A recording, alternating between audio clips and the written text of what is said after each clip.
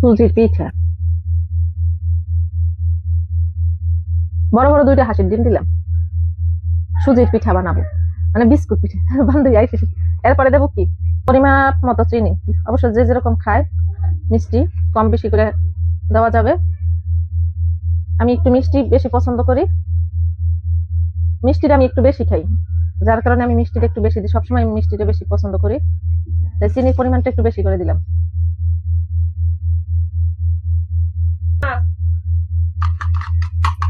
খাবো না বাবা, লবণ দিলাম একটু পরিমাপ মতো।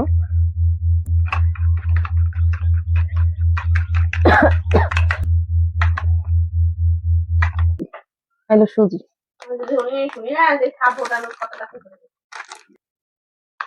যা মনে চাইতো দেখবি।